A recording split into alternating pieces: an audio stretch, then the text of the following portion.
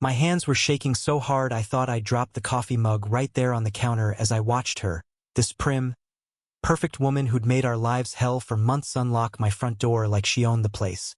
You ever get that gut punch moment where you realize a person's boldness just blew straight through what you thought were the limits of reality? That's how I felt, staring at her, HOA president sash almost visible, prying open my own door like she was about to announce my eviction on live TV. But if you think that's the wild part, just wait. What happened next would have broken the internet if I'd caught her face on camera. Because that same afternoon, she called the cops on me, so sure she'd finally ruined us. So smug I almost pitted her, except when the cops showed up, and my wife opened that door, everything flipped, 20 years of arrogance crumbled right there on the welcome mat. You ever see a bully get the payback they've earned for years? Man, there's a sweetness to that, justice so clean it almost stings your teeth. I still want to hear your stories. If you've ever watched a bully's world collapse, drop them in the comments. Because it never gets old. This whole saga started with my father's memorial garden, a little patch of ground behind the house. Nothing flashy, just roses and lilies around a simple stone marker. My dad, Colonel James Bryant, died almost 3 decades ago, and this garden was his therapy. A way to grow something gentle after a lifetime of war. So when I spotted those challenge coins lined up military perfect in the dirt, my first reaction wasn't gratitude, it was pure dread. See, I'd installed a security camera last month, after some teens decided to test the boundaries. That camera caught a shadow moving through the backyard at 2 a.m., moving with the kind of precision only somebody with military training would even bother to pull off. Whoever it was kept their face hidden, body angled to dodge every camera, dropping coins around the plants my father loved. That wasn't a neighbor, not with those moves. That was someone who knew how to avoid surveillance, someone who knew classified details about my family that shouldn't have been public knowledge. And that's when Kimberly Hall, the HOA president, decided it was her time to shine. She came marching across the lawn, perfectly dressed, waving a folder full of emergency violation papers about my supposedly illegal memorial. And she said almost casually, "I understand your father served at Firebase Charlie, 1968. Now, let me tell you, that's not the kind of detail you find in an obituary. Firebase Charlie was classified, a mission gone wrong, men lost, records sealed tight for half a century. I'd spent years trying to unseal those files with no luck. How does a suburban HOA president drop that into casual conversation? She wasn't just threatening to fine me. She was fishing for something. When she suggested we discuss any other heirlooms you might be storing in the basement, the hair on my neck stood up. Nobody outside my family knows about that basement, or that it holds my dad's Purple Heart collection, 3 generations of medals, locked in a safe only my wife and I have the code for. The kind of collection you don't talk about outside the family. That night, I checked the old cemetery permit my dad filed after we bought the house in '85, just to see if I'd missed something. Pulled up the county database, found our address, clicked the document, and then my screen went dead. I mean dead. Not asleep, not crashed, but blacked out like someone yanked the plug.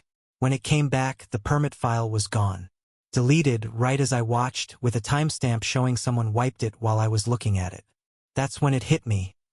This wasn't about HOA rules or some neighborhood turf war.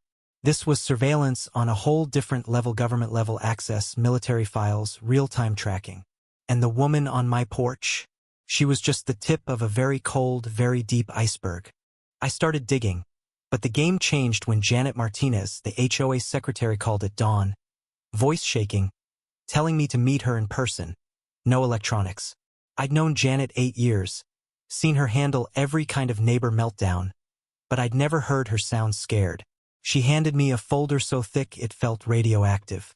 Inside, floor plans of my house, telephoto pictures of my backyard, a dossier on my father that made my own army records look like a napkin.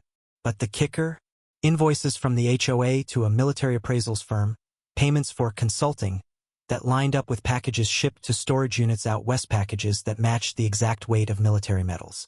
Janet whispered about Tom Wilson, another vet in the neighborhood, who'd been contacted by a so-called appraiser offering cash for his father's Bronze Stars. That appraiser knew dates, battles, name stuff that was either family lore or locked in government files. Tom hadn't sold, but plenty of desperate families had. The manifest Janet found proved it. Boxes leaving our zip code like clockwork, tracking numbers bouncing to auction houses in Vegas and Arizona, all under HOA cover. But then it got personal. Tom's name showed up on a shipping receipt for metals he swore were still in his safe. His signature, address, phone number, everything faked to move stolen artifacts across state lines. These weren't just thieves. This was organized crime, using the HOA as a shell to identify, surveil, and rob veteran families, right down to forging shipping paperwork and erasing digital records before we could even notice. When I started checking with other neighbors, the horror set in. The Hendersons got donation letters for metals they'd never given away. The Kowalskis found their son's Bronze Star being auctioned online, supposedly consigned by them. Every target was a veteran family under financial pressure. And when folks said no, the thieves just forged signatures and stole the artifacts anyway. The cruelty was surgical, picking off the most vulnerable, exploiting every weakness. But here's the most chilling part. The amount of inside knowledge these criminals had: military records, family backgrounds, even bank statements meant someone in law enforcement or government was feeding them. When Detective Webme's wife's old partner called her at 5 a.m. to say their police database had been hacked, Rachel's hands started to shake. Hundreds of queries on veterans' families, personal info, medical history used to build a target list for theft. And get this, all those auction houses across multiple states, shell corporations tied to the same development company that owned property in our neighborhood. Linda Carter, our sweet retired neighbor, had been duped into sharing her social media passwords for a neighborhood watch app. Through her, the criminals had cataloged military displays in windows, followed families' travel plans, tracked when houses would be empty. The web was everywhere. And just when we thought it couldn't get worse, Rachel got a text from inside the police station threatening her, naming our basement safes combination. That hit like a punch to the gut. A mole inside the police, someone feeding everything to the criminals, someone who'd been watching our every move, tracking every detail, down to our wedding anniversary. The more web dug, the deeper the corruption ran. County clerks, VA office workers, even records managers compromised, selling data. These people weren't just opportunists. They were methodical, patient, ruthless, and they'd been at it for years. And then, right when we were starting to get a grip, the criminals made their move. A planted tip led to Rachel getting a search warrant for our own house. She had to watch as a squad went through our basement on live TV, news crews outside, everyone watching as evidence was found. Metals stolen from other families, documents forged to implicate me. The headlines came fast: local vet arrested for military theft ring, while Kimberly played the tearful victim, spinning the narrative to the whole city. That was their playbook. Destroy the whistleblower's credibility, frame the innocent, sow doubt among victims. Agent Hayes from the FBI walked in the next morning and told us point blank, "You're not alone. This pattern matches what we've seen in 12 states." She spread photos across our table. HOA presidents recruited after personal tragedies, their grief weaponized by the criminal network. Kimberly's own story was a sham. Her husband had been a Vietnam vet, dishonorably discharged for reasons that linked back to the same classified operation as my father. This was never about fines or property lines. It was about covering up military secrets, erasing evidence, and targeting families who might know too much. I'll never forget the day Kimberly decided to break into my house, thinking she'd plant more evidence or recover some missing artifact. She had no clue she was walking straight into a federal sting. Rachel in uniform, Agent Hayes ready, everything recorded for the world to see.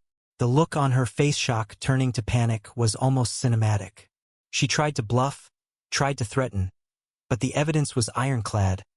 Months of surveillance. Every move she'd made documented by federal agents.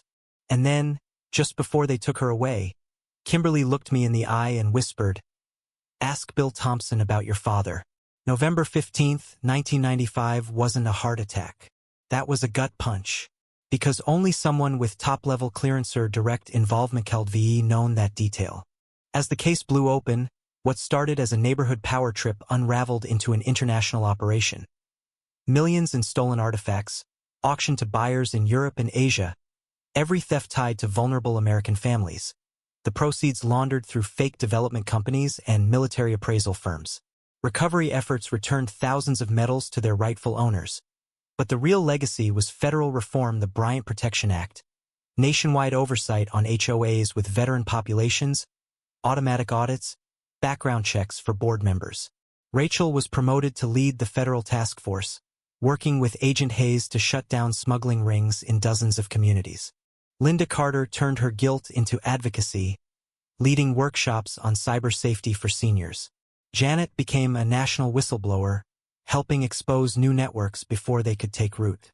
The Memorial Garden, once a small patch in my yard, became a full-blown park, a place where kids now play among restored artifacts, learning history not from a textbook but from the real honors returned to their families. But closure came in a way I didn't expect. Bill Thompson, Dad's old friend from Vietnam, now deep in dementia, had been the mysterious visitor to the garden all those years, returning every month to honor a promise, guarding secrets too dangerous to share. Turns out my father had been murdered not for what he'd done, but for what he was about to reveal, a smuggling ring that began in the chaos of war and grew into the criminal network that finally fell with Kimberly's arrest. Now, every fall, we gather at the new Memorial Park. Families, neighbors, kids running through the leaves, survivors who almost lost everything to a scam hidden behind HOA rules. And each year, I get a reminder that the battle's not quite over, a call from someone like Colonel Mitchell at the Pentagon, hinting that the truth about Firebase Charlie still matters, that secrets buried for decades have a way of coming back around. So if you're listening, if you've ever wondered how deep these neighborhood dramas can run, deeper than you ever imagined, just remember. Sometimes it takes a bully's arrogance to break open the truth. Sometimes it takes a community willing to stand together. And sometimes, justice is a garden that keeps growing, no matter how many times someone tries to tear it up by the roots. Now I want to hear your thoughts. Was it right for me to fight back, even when the odds looked impossible? Where do you draw the line between protecting your family and risking everything to expose the truth? Drop your story or your take in the comments.